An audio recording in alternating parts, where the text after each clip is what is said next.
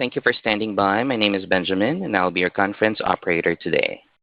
At this time, I would like to welcome everyone to Navitas Semiconductor First Quarter 2024 Results Conference Call. All lines have been placed on mute to prevent any background noise. After the speaker's remarks, there will be a question-and-answer session. If you'd like to ask a question during this time, simply press star 1 on your telephone keypad. If you'd like to withdraw your question, press star 1 again. Thank you. I would like to turn the call over to Stephen Oliver, Vice President of Investor Relations. Please go ahead.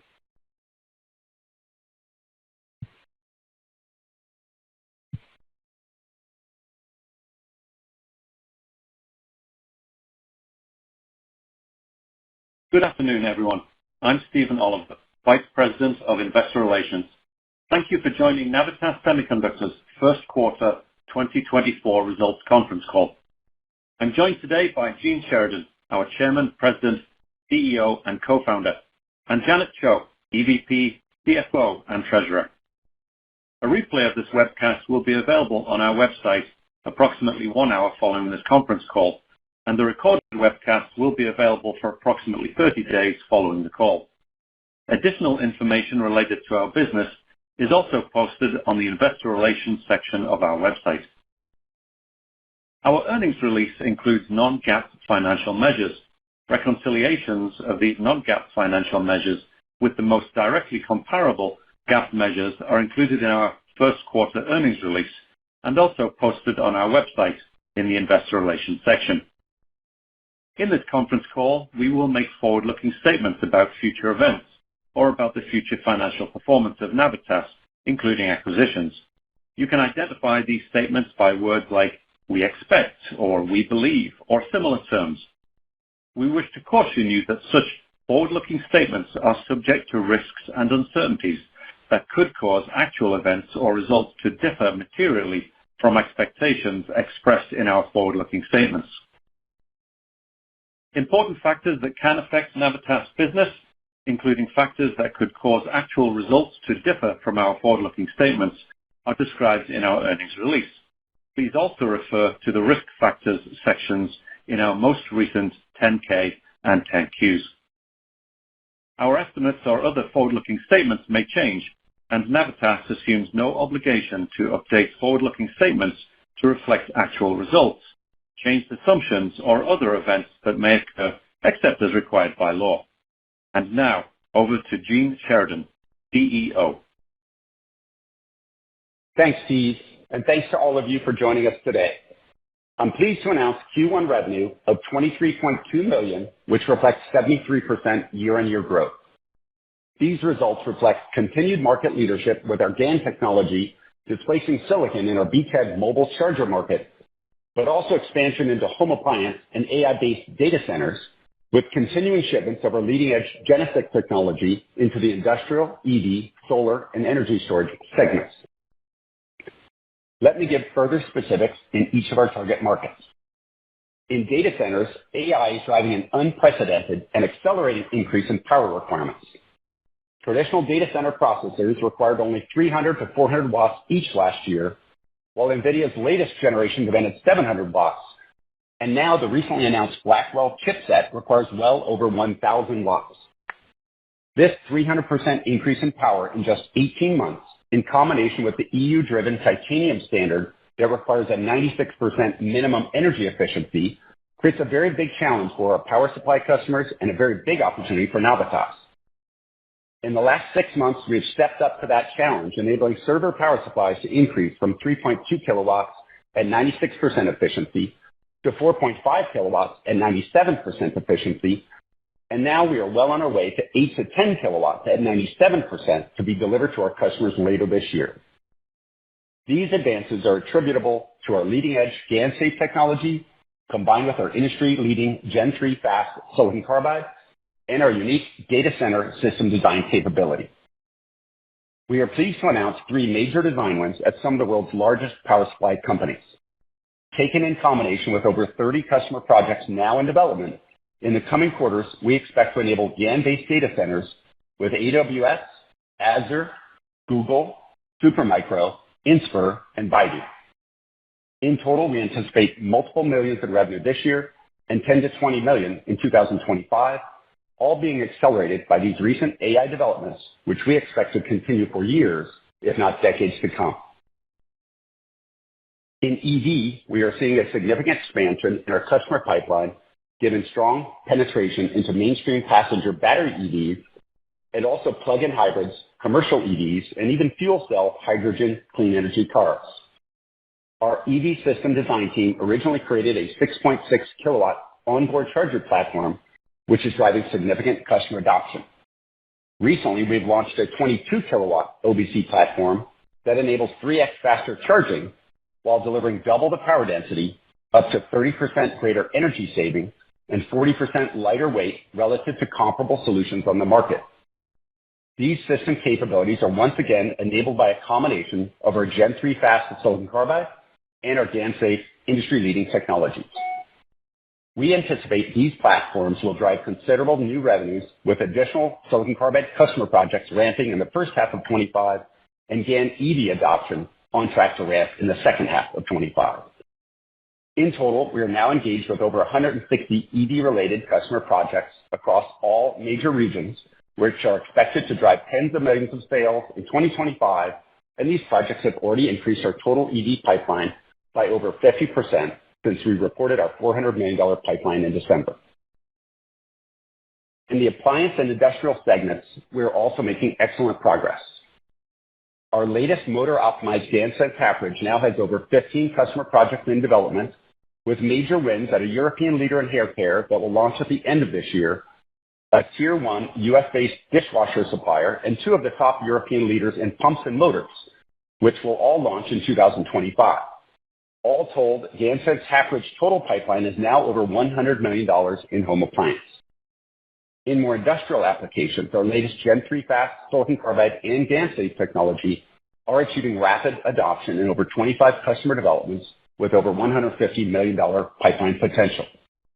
Combining these together with other opportunities, our appliance and industrial pipeline has grown significantly beyond $360 million that we reported in December.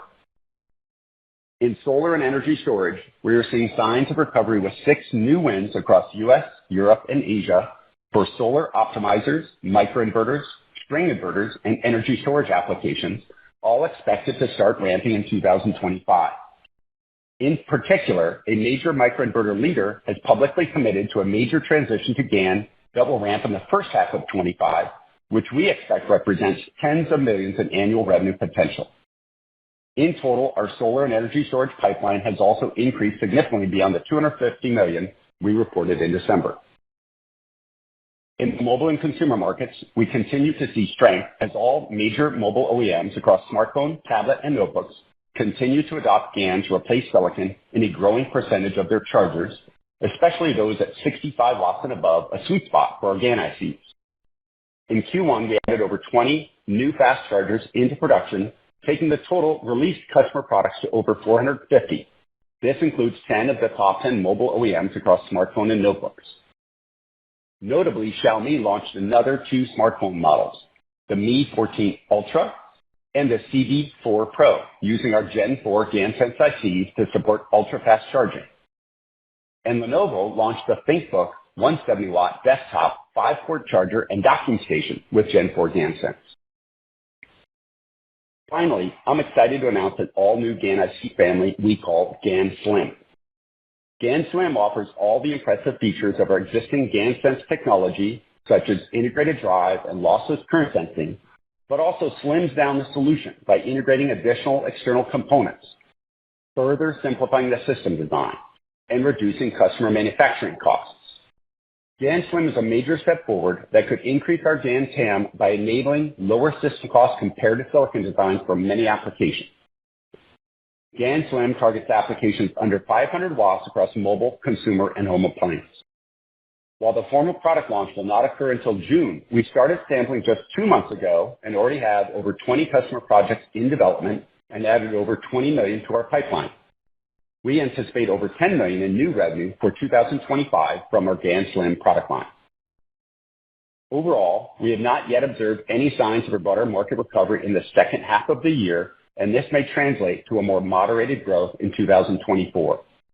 Nonetheless, we're very pleased with the significant success and adoption of our latest industry-leading technologies, GaNSafe, GaNSense half-bridge ICs, Gen 3 fast silicon carbide, and our newest GaNSlim family, all of which are driving important increases in our customer pipeline that has increased nearly 30% from December to $1.6 billion.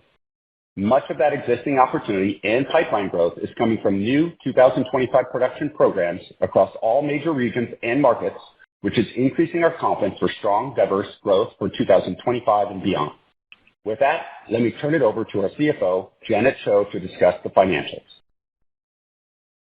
Thank you, Jim. In my comments today, I will first review our first quarter financial results, and I'll take you through our outlook for the second quarter. Revenue in the first quarter of 2024 grew 73% year-over-year to $23.2 million, slightly above the midpoint of our guidance range. While we're experiencing similar macroeconomic factors as others, in certain of our end markets, such as EV, industrial, and solar, our mobile business was strong in the first quarter, demonstrating the benefits of our smaller, faster, more energy-efficient technology as we continue to gain significant traction in mobile and consumer charging applications. Before addressing expenses, I'd like to refer you to the GAAP to non-GAAP reconciliations in our press release earlier today. In the rest of my commentary, I will refer to non-GAAP expense measures. Gross margin in the first quarter was 41.1%, the same as the first quarter of 2023, due to mobile market product mix, as we continue to see strength in that part of our business. Total operating expenses for the first quarter were $21.3 million, comprised of SG&A expenses of $8.5 million and R&D expenses of $12.9 million. This expense increase of 20% year-over-year is much slower than our revenue growth, as we sharpen our focus on profitability while continuing to emphasize investments in new products, technologies, and emerging markets. The sequential growth was primarily driven by higher payroll taxes and annual salary increases. As expected, we sequentially increased our R&D to support significant new product developments like GaNSlim and many others planned to launch in this year and next. Putting all this together, the loss from operations for the first quarter of 2024 was $11.8 million, compared to a loss from operations of $12.3 million in the first quarter of 2023. Our weighted average share count for the first quarter was 180 million shares. Turning to the balance sheet, it remains very strong with high levels of liquidity. Cash and cash equivalents at quarter end were $129.7 million, and we continue to carry no debt. Accounts receivable declined to $22.2 million compared to $25.9 million in the prior quarter. Inventory increased to $33.2 million compared to $23.2 million in the prior quarter. The inventory increase reflects additional strategic purchases of silicon carbide materials and increases to support major product launches and customer program runs later in the year. Moving on to guidance for the second quarter, we currently expect revenues of $20 million plus or minus $500,000. At the midpoint, this represents year-over-year growth of more than 10% compared to the $18.1 million we reported in the second quarter of 2023, and the guidance is down sequentially from the first quarter due to decreased demand in our EV, solar, and industrial markets, partially offset by projected continued strength in the mobile market and initial ramp for data centers. Gross margin for the second quarter is expected to be approximately 40%, plus or minus 50 basis points, as our mix continues to lean more towards the mobile market in the near term. As we move through the year, we expect margin improvement will align with growth in higher margin markets. In total, our non-GAAP operating expenses in the second quarter are expected to be approximately $21.5 million and this excludes stock-based compensation and amortization of intangible assets. Although we will continue to invest in growth-oriented initiatives, particularly in R&D, we expect growth in operating expense dollars will be modest during 2024. In closing, while we're not immune to some of the same macro trends seen by others, we continue to deliver growth that significantly outpaces the overall power semiconductor market. We're very pleased with the customer reception and adoption of our new products, the expansion of our customer pipeline, and the outlook for much faster growth as some of our end markets recover. Operator, let's begin the Q&A session. Thank you. We will now begin the question and answer session.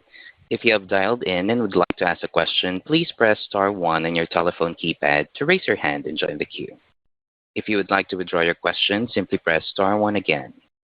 If you are called upon to ask your question and are listening via loudspeaker on your device, please pick up your handset and ensure that your phone is not on mute when asking your question.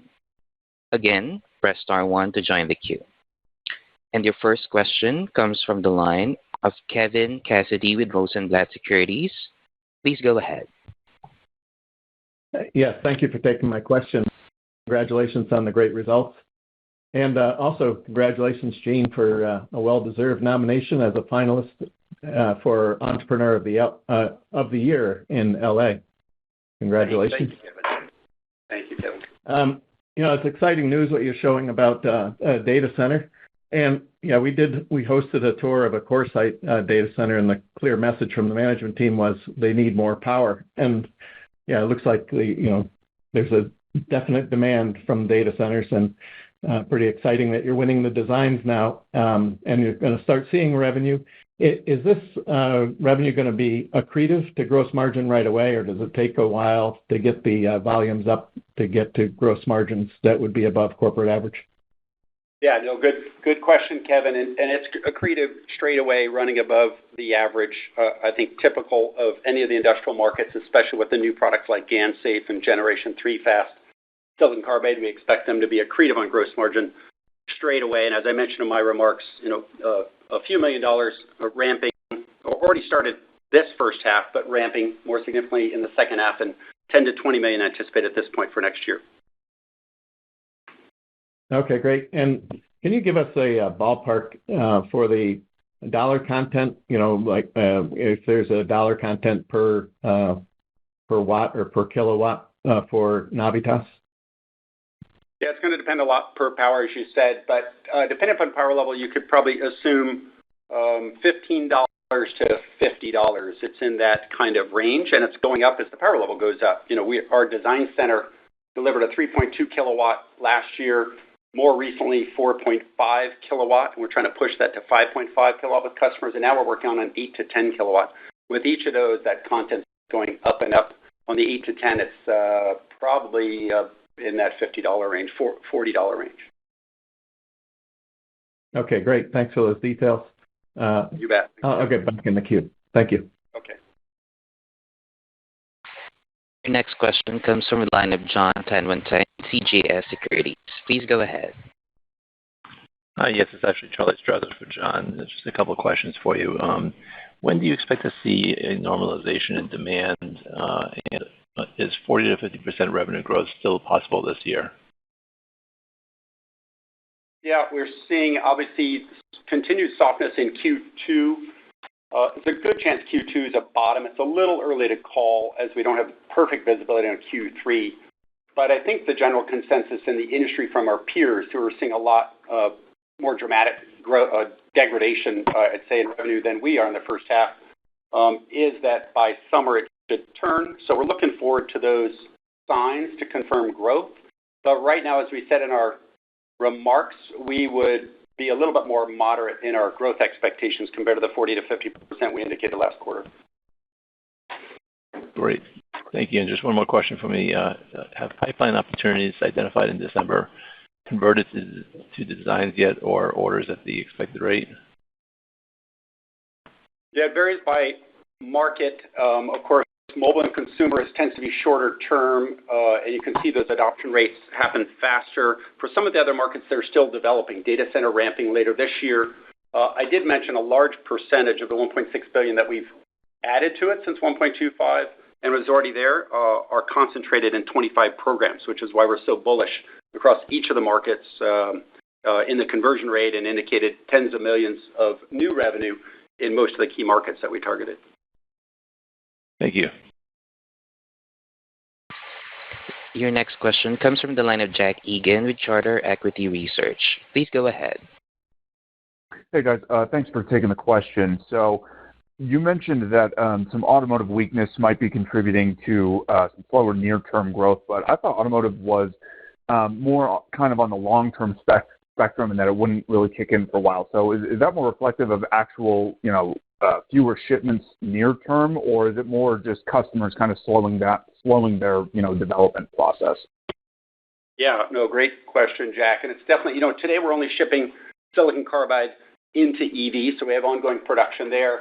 And with the slower growth rates recognized in the overall industry, that's created some pockets of inventory, some slowdown in the production pull-through from customers. With that said, we haven't seen any delays in new programs. We announced the joint labs with Shinry and Geely. Those guys are shipping into major OEMs like Hyundai, BYD, Volvo, Honda. Those programs are all tracking for 25 ramp. We're also still on track for GaN to go into EVs for the first time in the second half of 25. So we don't see much slowdown at all in the overall pipeline. It's actually growing, probably the biggest. We highlighted 50% growth. So from 400 million to 600 million, we don't see slowdown of the programs, but we certainly feel some slowdown in the short term just on the production ship through. Got it. Okay. And then just sticking on the automotive side, this quarter and last quarter, you've heard quite a few companies in the automotive supply chain, at least on the semiconductor side. They've talked about sentiment kind of shifting away from fully electric vehicles and a bit more towards hybrids. And so I understand that long term, that would probably be a negative development for silicon carbide, since I don't think you really need or really can use silicon carbide in the traction inverter of a hybrid. But for some of the smaller, lower power slots like the DC-DC converter, is there still an opportunity for GaN or SiC for hybrids? Yeah, that's right. We've observed the same trend. While there's a bit of a slowdown on battery EV in the near term, we've seen plug-in hybrid pick up, commercial EV still going strong, and I mentioned those in my remarks. The content is pretty solid. Battery EV can be up to $400 or $500 of GaN or silicon carbide wide bandgap content, but the plug-in hybrids can also, depending on the configuration, they can be $200 to $300. So it's very significant, albeit smaller. It's very significant, and we've got a number of nice projects in the pipeline that we added. Got it. That's helpful. Thanks, guys. Thanks, Jack. Your next question comes from the line of Quinn Bolton with Needham. Please go ahead. Hi, this is Nick Doyle on for Quinn Bolton. Thanks for taking my questions. Can you talk more about your appliance segment? Any details on the performance embedded in the quarter and guide? Are you still on track to hit the $10 million per year run rate exiting the year? Mm-hmm. Yeah, good questions. Thanks for focusing on that. Appliance is maybe not as sort of exciting or sexy as some of the other segments, but really promising progress. I highlighted 4 major wins just in the last quarter, one of which includes that leading European hair care product that's still on track to ramp at the end of the year, and that's expected to be $10 million a year as it ramps starting this year and throughout next year. But we also added the dishwasher, a leading dishwasher name. These guys don't want us to release the names yet, but we'll release them as soon as we could, but you can probably guess at some of these. And 2 really top pump and motor leaders in Europe. Not surprisingly, Europe tends to be leading in high energy efficiency home appliances. So that business actually is pretty stable. We didn't highlight it too much in the short term, but we did say going into Q2, it's pretty stable. And then I think we're going to see a nice growth towards the end of the year and definitely next year. That pipeline, by the way, was $360 million in December and has grown since then. So we're pretty bullish on home appliance and industrial markets. Thanks. And for my follow-up, gross margin guide coming in just a little bit weaker. Is that entirely driven by mix, driven by the mobile being a little bit better, like you talked about in the comments? Thank you for your question. you're absolutely right. Our growth margin is heavily dependent on mix. We see very strong momentum going on in the mobile space, but higher mix in mobile actually is margin diluted. We do anticipate margin expansion once we see growth in higher margin markets like EV, industrial, and data center. Thanks. Your next question comes from the line of Richard Gould with Gould Tactical. Please go ahead. Hi. I just wanted to drill into the customer pipeline a little bit more. If I recall, about a year ago, I think that pipeline was a few $100 million, and then into the summer it got up to, I think, $760 million, and then by your December 12th investor meeting in Torrance, California, it was $1.2 billion, and I think last quarter you said it was north of that, and now at $1.6 billion, it's really pretty remarkable. I was wondering if you could give a little bit of detail of how you scrub that, and if you have any sense of what the conversion is ultimately into revenues. Yep, good questions. Thanks, Richard, for bringing it up. So first of all, on definition, pipeline has a few important criteria. One is that it's a valid, committed production program. There's a lot of R&D going on out there, especially on gallium nitride and silicon carbide. So we always scrub it to make sure it's really a valid, committed program. Number two, we see a good technical fit for what they require for GaN or silicon carbide or for a product to make sure the technical fit is there. And then third is the value prop and a strong opportunity and motivation from the customer to use the product.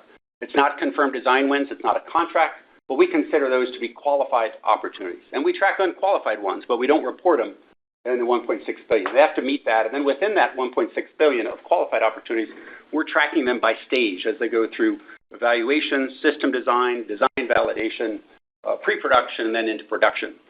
In terms of conversion, it's a little too early to call. I think on the mobile, where we've seen mobile, our conversion rates have been pretty high, 30% or higher, sometimes 40%. On the other markets, which are really just forming, some of those take 2 years to come to market, or 18 months, or 36 months. We're still seeing that roll out. So we'll be able to judge conversion rates a lot better in data center, solar, and EV later this year and into next year. And then when you of the $1.6 billion, I guess you put that $1.6 billion in different buckets. One bucket would be, purchase orders and production, and then it goes from there all the way to, perhaps just some new program that's just kind of been talked about, but you haven't really. Well, no, I guess if it's committed, it'd have to be committed to be part of the qualified, right? No, qualified meets the criteria I said. So it's a committed production program, not committed to us, but the customer is committed to going to production. We have a good technical fit. We have a strong value prop and high interest to use our product. But let me clarify, too. It's a development pipeline. So once the products go to production, we actually remove them from the pipeline. So it's from the first qualification stage, committed production, with high interest and technical fit to our product, through to pre-production. Once it goes to production, we then count that in our production forecast. So for that number to grow, the number of additional programs going into the pipeline needs to exceed those products that are going from the pipeline into production. Okay, that's remarkable. Thanks so much. Well, one other clarification too, Richard. It's a lifetime estimate, so that's not an annual revenue. The lifetime of these programs, we're trying to be super conservative. Some could, in theory, last 5 or 10 years, but we don't want to be too optimistic. So we generally assume about a 3 or 4 year lifetime for the more industrial markets, and mobile consumer, we assume they run for about 1 year. So you have to factor in the lifetime of the product when you're thinking about how that might translate into our revenue in future periods. Cool. Great. Thank you. You bet. Thanks, Richard. Your next question comes from the line of Richard Shannon with Craig-Hallum. Please go ahead. Well, hi, guys. Thanks for taking my question as well. Maybe I'll focus on one of the markets that's doing relatively better right now, being in the mobile space here. I think a couple quarters ago, or maybe it was more than 2, you talked about a couple of your charger customers, committing to like 30% usage of GaN here with higher levels of power. In your conversations you're having with both aftermarket guys and I guess more importantly on the OEM side here, What are you seeing in terms of commitment to, ramp with the higher, the 65 watt and above? I mean, I can tell you from my perspective, having, multiple Navitas gifted chargers in my possession, looking at one of them right here, I mean, the value proposition is so high. It seems like it'd be a fairly fast conversion. So what are you getting in sense in terms of those conversations, and what's their, pushback or delay in committing to something like that? Yeah, no, those are great observations, and thanks for appreciating the chargers as everybody usually does. So, but you're right, and you know it well, right? 30 watts and below is relatively slow charging. GaN doesn't bring that much of a value prop. It's already a pretty small case. You get into 50, 60 watts, that's pretty fast charging for a laptop and really fast for a smartphone. You get to 100 watts, now you can charge multiple devices super fast. And so as you go up in power, that leads you right into the sweet spot of our GaN IC technology, while also increasing the GaN content from 1 chip to 2 chips, or in many cases, our GaNSense half-bridge, which is one of our most advanced products and one of the things I highlighted.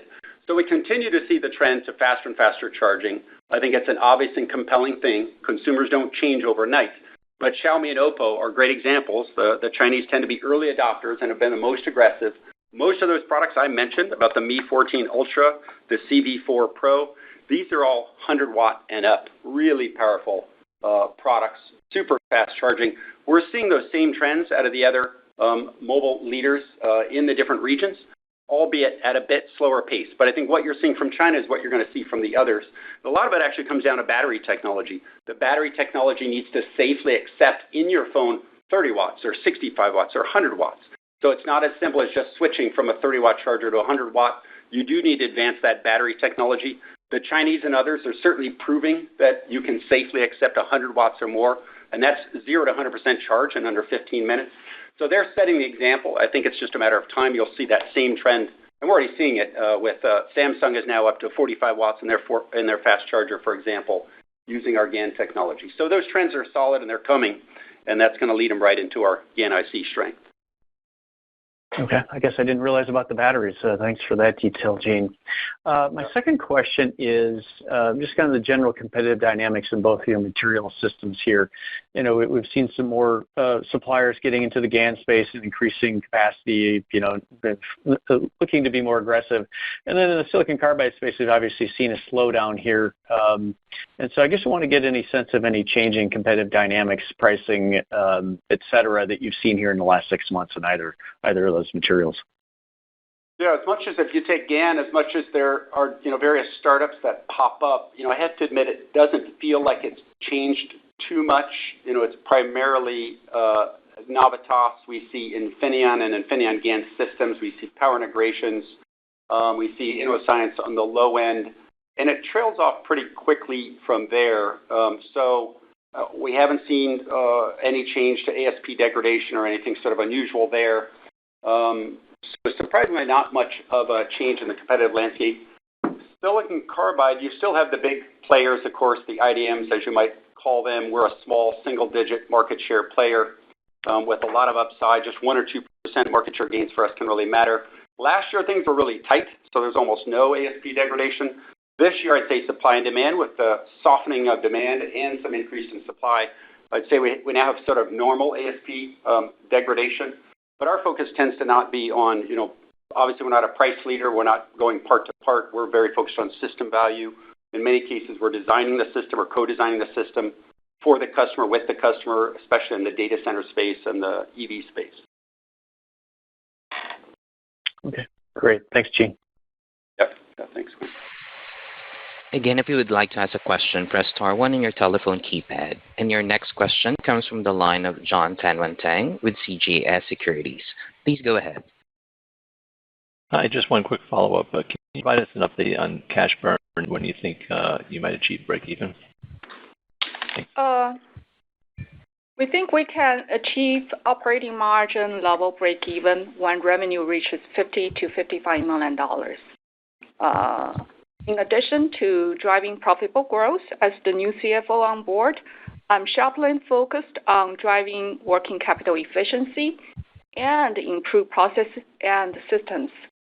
We remain very confident with our long-term target financial model, which we laid out on Investor Day. Great. Thank you. Thank you. We have no further questions at this time. This concludes today's conference. Thank you for participating. You may now disconnect. For further comments or questions, please email ir@navitassemi, that's NAVITASSEMI.com.